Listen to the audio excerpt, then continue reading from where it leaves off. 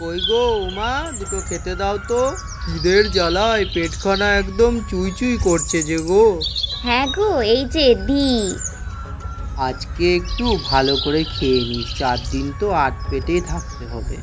এমন করে কেন বলছো গো? হে দেবী অন্নপূর্ণা, তোমার হাতের রান্না নাইকো কোনো তুলনা। থাক থাক, হয়েছে হয়েছে, আর কটা ভাত দি তাহলে। না না, আর লাগবে না। তা তোমার ব্যাগ ট্যাগ গুছানো সব কমপ্লিট হলো? হ্যাঁ হ্যাঁ, আমার তো সব কমপ্লিট হয়ে গেছে, শুধু তোমার 2 মেয়ে এখনো গুছিয়েই চলেছে।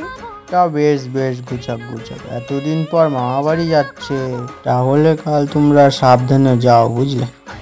কেন, তুমি কি কাল আমাদের সাথে দেখা করবে না নাকি যাওয়ার টাইমে?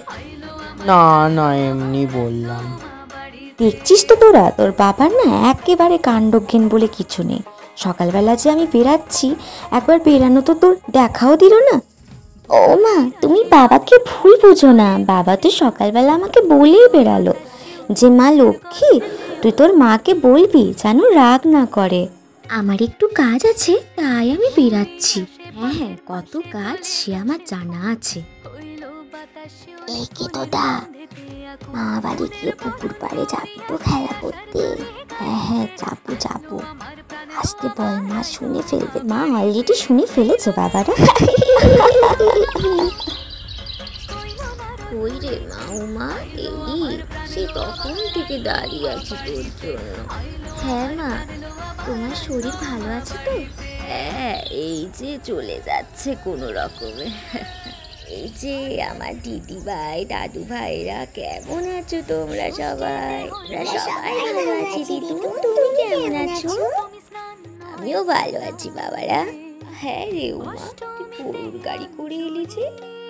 মা, সকালবেলা তো এই গরুর গাড়িটাই দাঁড়িয়েছিল আমাদের নিয়ে আসার জন্যে, কিন্তু তোর বাবা তো কচ পাঠিয়েছিল মা। আর এই ছোকরা তো মুখটাও ভালো করে দেখা যাচ্ছে না। বৌমা, কি বাচ্চাদের নিয়ে তাড়াতাড়ি করে এই যে তোমাদের ব্যাগপত্র সব, আমি এবার এই চললুম। আবার কি, মুখ না দেখিয়ে একদম এইখান থেকে কোথাও যেতে দেব না। মা, আমি আপনার জামাই। কি বলছো তুমি? আসলে আমি ওদেরকে একা ছাড়তে চাইনি তো, তাই ওদেরকে একসাথে নিয়ে এসেছি। খুব ভালো করেছো বাবা, তা তুমিও থেকে যাও না আমাদের সাথে। না মা, উমা থাকুক, আমি ওকে পরে এসে নিয়ে যাব। আচ্ছা বাবা, তাই করো। ওই রে উমা, ওখানে কি করছিস? আয়। হ্যাঁ মা, যাই।